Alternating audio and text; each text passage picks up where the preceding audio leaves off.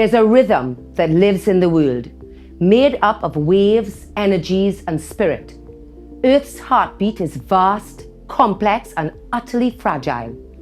Here in the Caribbean, we feel that rhythm. It is our inheritance. We are all part of the collective heartbeat, forging a rich and diverse ecosystem, along with other species that call this planet home. And yet, though mankind makes up only 0.01% of Earth's life, we have had the most extreme impact on the place we call home. We have witnessed the consequences of our lifestyle and seen record highs in health and climate issues that greatly affect our communities. It is a multilateral challenge and calling. How can we better protect the health of ourselves and our loved ones at such a critical time in our history? We are but a reflection of the world we live in. Let's work to make it a better, healthier, and more sustainable one. I am Dr. Jacqueline Sabga, and this is Caribbean Medical TV.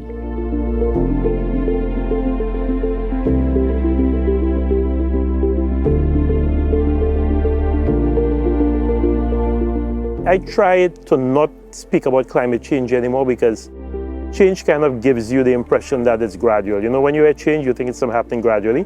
It's a little deceptive for us to continue referring to climate change because it probably gives people a false sense of security that we have time to deal with this. In the middle of the COVID pandemic, 230 medical journals came together and they penned one editorial that said that climate change presents the biggest public health problem to the world. Yes, I understand that, you know, we have issues with NCDs and mental health, but climate change is worsening all of these things because climate change will interrupt the supply of food. So your oceans are becoming more acidic and they're also warmer. That is causing your coral reefs to bleach and to die off. The other danger with ocean acidification is that the more acidic the ocean gets, the more difficult it is for shellfish to grow that hard shell that protects them from predators. So things like your lobsters and your shrimp and your conch, they need to grow that shell, otherwise they will be very easy prey for all the predators that are in the ocean. If they can't form that hard shell, then your whole ecosystem is unbalanced. The whole equilibrium in your ecosystem changes. For somebody like me who doesn't eat meat, I only eat fish. Fish is where I get my protein from. If that's impacted, then my whole nutritional security is impacted. And that holds for many people in the Caribbean for whom fish is a very important part of the intake of protein. It's a lobster, Antigua, spiny lobster. And this is a female lobster. You can know the female lobster by her toes. From the legs. These are what they use to curdle the eggs before they come out. So they set them with their legs, come like this, and they set them. They scrape off the eggs from beneath them with this too. So like, if you're gonna look lobsters, we gotta go in a place that has a lot of reefs, a lot of sponge. In Antigua, we have to go different places, go further out to get seafood. Because of the climate change. We used to get fish from shoreline areas in abundance, any type of seafood close to the shoreline, at least the furthest 3 miles out. But right now, you have to go far, real far to get, sometimes we have to travel over to Barbuda Island just to get seafood, because Barbuda is also very rich in seafood. But because Barbuda is a small island and it's not it doesn't have a big community of people, they have less fishermen than Antigua. It is undeniable that our biosphere is intrinsically linked. Climate change doesn't just come in the form of a warming climate. The reach and impact is much more delicate and complex than ever before. Climate change and our health now go hand in hand.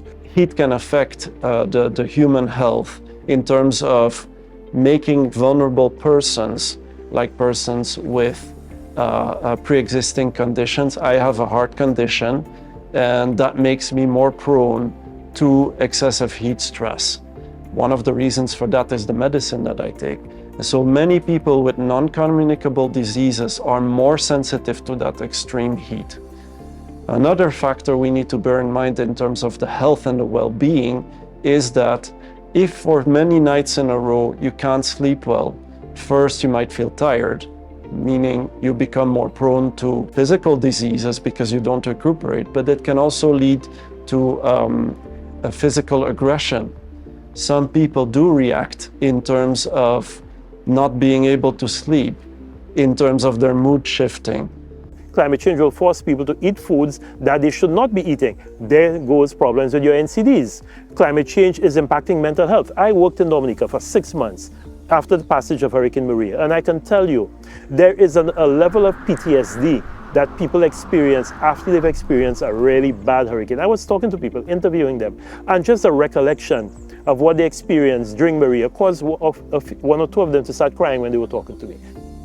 That time I spent in Dominica, maybe 3 weather systems were forecast to maybe be passing through Dominica. People went into a state of panic because people remembered very vividly what had happened just the year before with Hurricane Maria, and they did not want to go through that again. So the panic bang. So again, climate change impacts your mental health, respiratory disease, COPD, asthma. Climate change impacts that with all the forest fires we're seeing around the place. People's respiratory wellness is being impacted because you have all this particulate matter out there. When we think about, a lot of persons think about climate change, it seems like some sort of far-fetched idea that, you know, is remote. It's happening out there, but it's not happening here. It's not happening within our region. But the reality is that if we really look around, we can see the effects of climate change. Here we have now, within the region, you're seeing a lot more rainfall during certain points of the year. And not just rainfall, but very quick, heavy rainfall, which most of the times leads to flooding.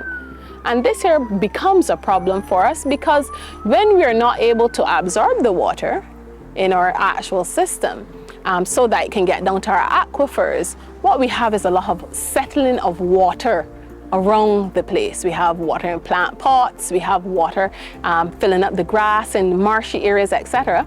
And with that comes the breeding of Aedes aegypti mosquito. So what we have been able to notice is that we're not only just seeing an uptick or increase in something like dengue. Yes, we knew that we had dengue, but we're now also starting to see the serotype of dengue, especially here in Barbados, where we're seeing the serotype 2 presenting, which is the one that we tend to get very concerned about because it can have more significant negative outcomes for a person. So that's one example. Climate change as it impacts on overweight and obesity. Looking at PE, physical education outside, we run around outside. We don't have our exercise inside by and large, unless the rain's falling and the hall is vacant. But where you have children, they're complaining and they're getting dehydrated as well. Increased water consumption is necessary. And there's also factors like rain, flooding. These all impact on being able to run outside and play. We're looking at money for increased sporting equipment, things like swings. And during the COVID time here, an effort was made to install a lot more play activity in the schools because we were supposed to be outdoors, have your games outside, do things outside, eat outside at picnic tables rather than in an air-conditioned unit because of the spread of conditions. So climate change certainly is impacting a lot. So hypertension, you know, again, the stress that climate change causes. Imagine a farmer who has had to abandon his farm because he or she is growing vegetables and just can't get anything to grow in these conditions. How are you going to feed your family? Or you're a fisher and you know you have to be going further and further out to get a decent catch. That's stress because you now, the source of income that you were used to, you're not getting it anymore, and that is your sole source of income. How do you deal with that? So the stress that it causes, not to mention the stress of people losing their livelihoods from hurricanes and everything. So climate change impacts every single section of health, both physical health and mental health. Climate change is affecting everybody because we had a bad dry season and now it is raining so much that we have problems. The cows cannot even get proper feeding because we have armyworms eating out all the grass right now. If you watch, you'll see butterfly flying all about. Those are armyworms that just eat out half of the grass. So we really, it's something that we have to fight with, and we don't know how long it will happen and when it will stop. Thank you for sharing your insights from across the region on how climate change is impacting the daily lives of our Caribbean people. Now more than ever, we each have a role to play, and we are not alone in this endeavor. We are stronger united in the discussion of climate change here and overseas. Thank you for joining us on today's special episode of Climate Health and NCDs. You're watching Caribbean Medical TV. Stay tuned, we'll be right back with more.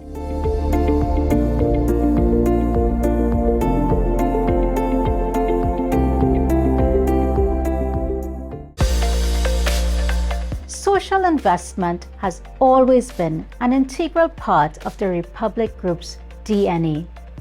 We firmly believe that we have a role to play in supporting and uniting many across boundaries of space and culture in the pursuit of building stronger, more sustainable societies. By forging alliances with NGOs and championing meaningful outreach initiatives, we continue to make an enduring, positive impact on the people and communities we serve. The Power to Make a Difference program is an extension of the bank's commitment to do good by doing better. Doing good by pledging our support to noble causes, and doing better in the service of others.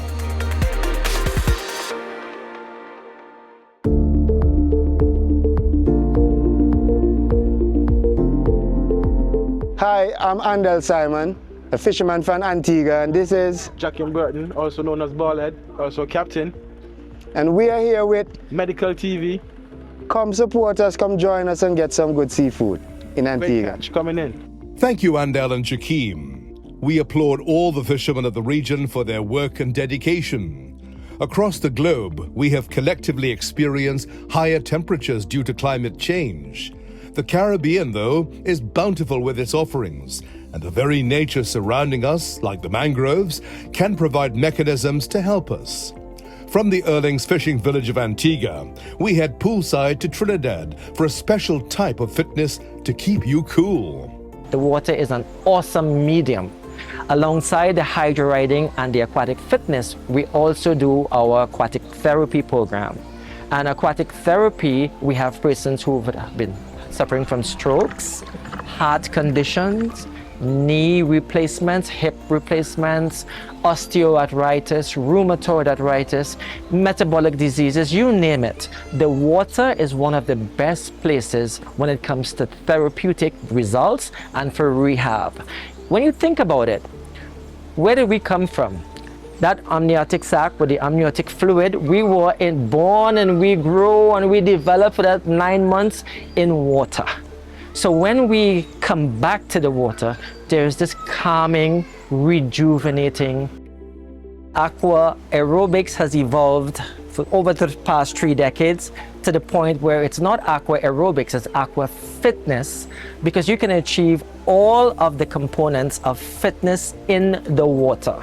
And by that I mean the strength, whether it be the absolute strength or the dynamic strength, the flexibility, the cardiovascular conditioning, and then we have the skill-related components, the speed, the power, the agility, the reaction time. All of this is achieved in the water. So that takes care of the aqua fitness aspect of it.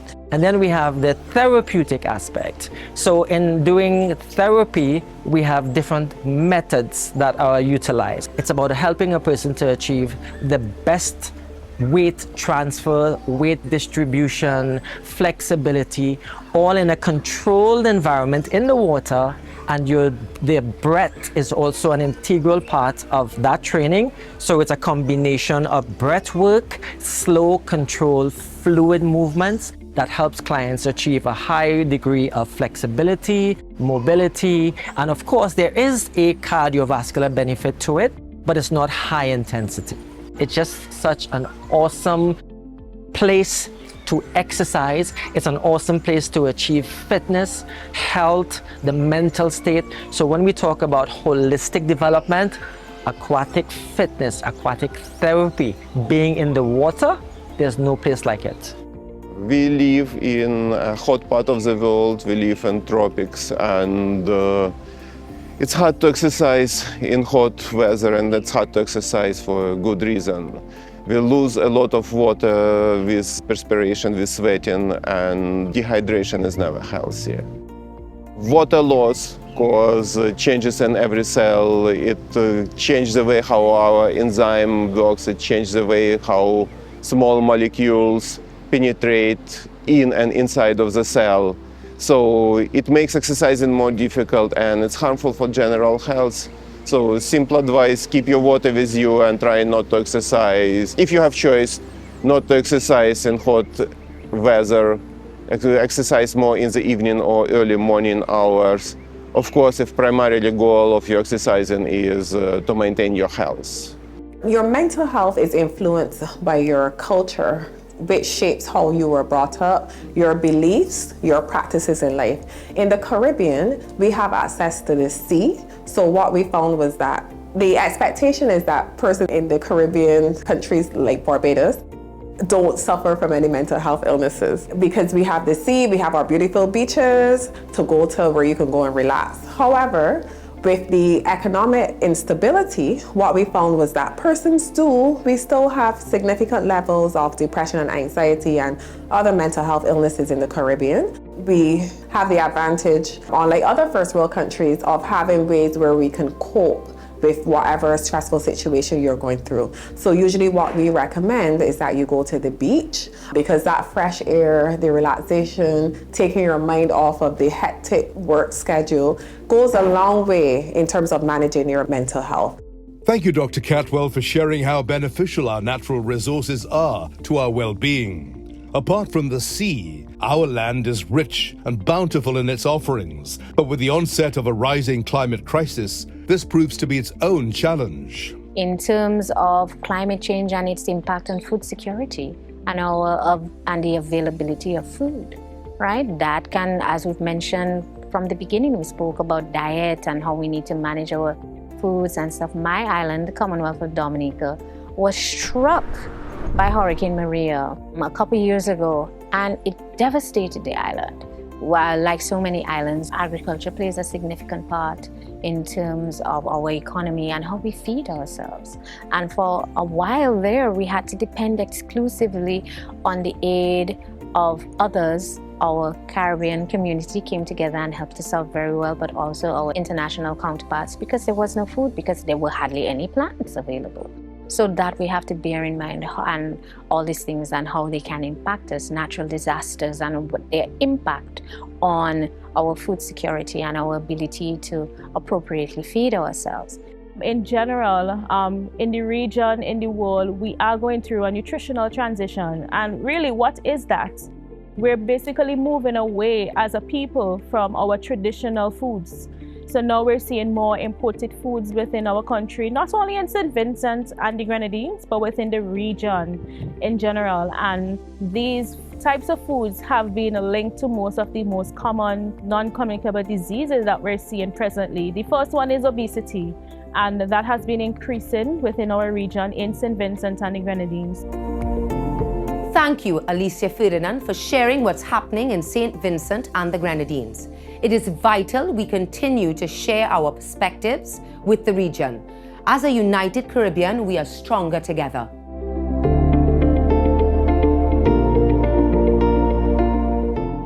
MedCorp Ltd, Trinidad's first internationally accredited healthcare provider and one of the nation's top healthcare institutions. With 3 strategic campuses across northwest Trinidad, we offer comprehensive healthcare services for all your needs.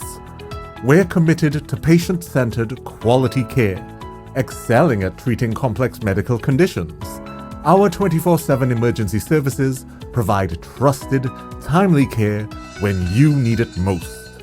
We've invested in cutting-edge diagnostic and therapeutic technologies, ensuring higher accuracy in imaging and more effective treatments for better outcomes. Our state-of-the-art ICU delivers the highest level of critical care, backed by the latest medical innovations. Life is precious. Choose the best. Choose MedCorp Ltd.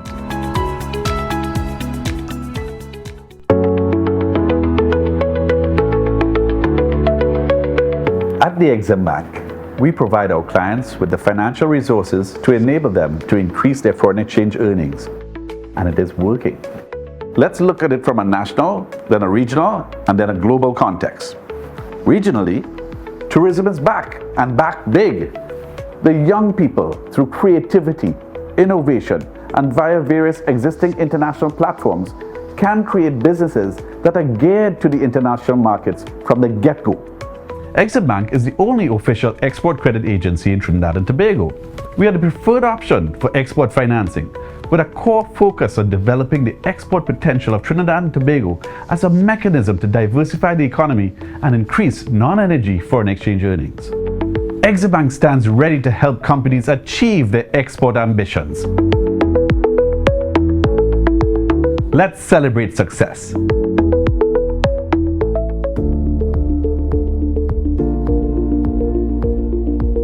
You know, with the rising incidence of climate change and its challenges, discussions around NCDs needs greater focus.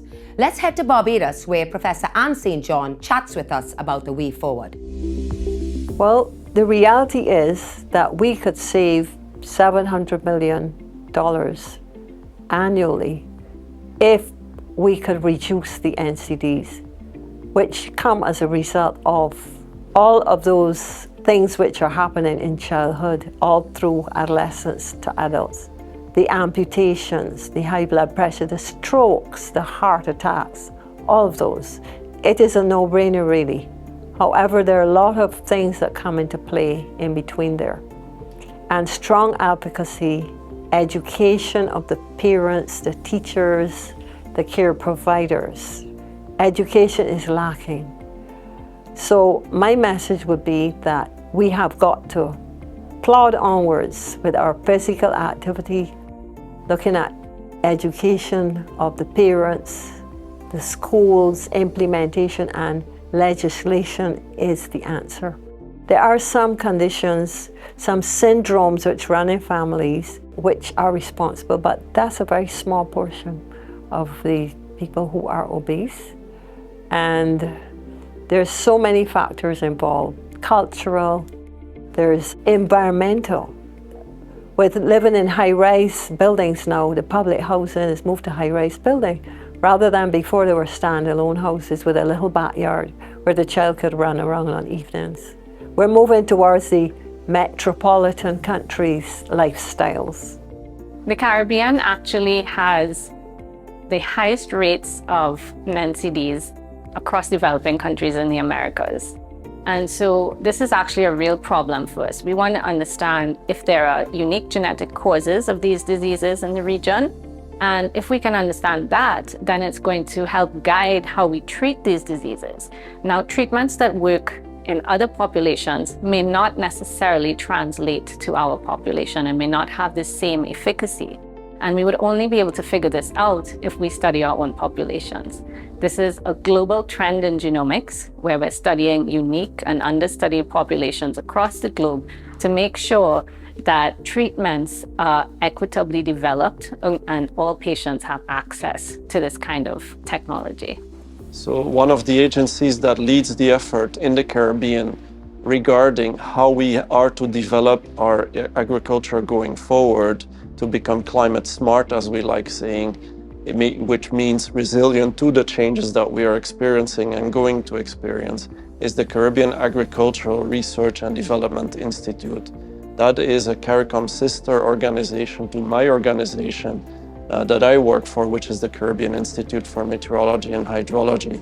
So obviously we work together with them as well as with partners from other climate sensitive sectors. For instance, the Caribbean Public Health Agency, or CARFA, the Caribbean Community Renewable Energy and Energy Efficiency Organization, which is CCRE. And this is only the beginning. There are other facets of health that are impacted by the climate crisis, including the very air we breathe. Asthma is a global health problem, and asthma is increasing worldwide, especially in the population, the younger population in children. Worldwide, there are about 340 million people that have asthma alone. as its own disease. It's equal in incidence to heart disease. And the challenge that they're having with asthma is that with the climate change and climate health, that condition is becoming progressively worse. It has an economic impact as well, because when people cannot go to work because they're short of breath or they're having an asthma attack, or they need to stay home from school, I mean, I have young people, children that come to me and they say when they go to school in the morning, the desk is covered with Saharan dust. Because we have open air classrooms, all right? A lot of our schools are still open air classrooms. And in the Caribbean, so, the classroom, don't matter how much cleaning you do, you clean at the end of the day. By the time you come in the morning, there's a layer of dust on the classroom because of Saharan dust. And that is a challenge of climate change, in addition to heat. Asthma is a heat-sensitive disease. So if it's very, very hot and it's very, very humid and your asthma is not well controlled, you are not going to feel well. You're going to feel tired, you're going to feel lethargic, you're going to feel that you can't breathe. And then what happens with that? There's a loss of productivity. So climate change is what is actually causing the increased incidence of lung diseases worldwide. Not just asthma, but COPD, occupational lung disease, and tuberculosis. And with COVID did not help the situation, because we're recognizing now that COVID, the virus, has triggered some people to develop immune conditions. And one of those immune conditions would be asthma. 2 years ago, the United Nations said that the right to a healthy and clean and sustainable environment is a human right. So if the right to a healthy, clean and sustainable environment is a human right, and there are countries and companies that are imperiling that right to a healthy, clean and sustainable environment, then they are infringing on our human rights. So that's where climate justice comes in. And also climate justice comes in because we are the ones who are least the cause of the problem, but most greatly impacted. Climate change disproportionately impacts low-income people, middle-income people, people in the global south, people of color. So those are all issues that we need to factor in. So how do we empower young people so that they now take this as their fight? Because it really is their fight. You and I are leaving a worse planet for them than the one that we inherited from our parents. It's a legacy thing. Our legacy is not a good legacy. So we need them to hold our feet to the fire and say, hold on, you are the ones still in power. You're the ones controlling the levers of power, be it in private sector or public sector. You have to do better because you are leaving a poison chalice for us, and that's not good. So get young people involved. And what I've been saying to young people in the Caribbean is that we need Greta Thunbergs among them, because as great as the job Greta is doing, but Greta is in a country that is not impacted by climate change the way Belize or Bahamas or St. Lucia or Jamaica or Dominica is. So I want Greta Thunbergs in Dominica and St. Lucia and in Belize and in Trinidad and in St. Vincent and the Grenadines. Thank you, Dr. James Fletcher. CARICOM is in good hands with such a strong advocate for climate justice. The time is now for each of us to contribute to the movement to shape a healthier Caribbean and a healthier world. I am Dr. Jacqueline Sabga. Thank you so much for joining us. Stay safe and stay healthy. See you on the next episode of Caribbean Medical TV.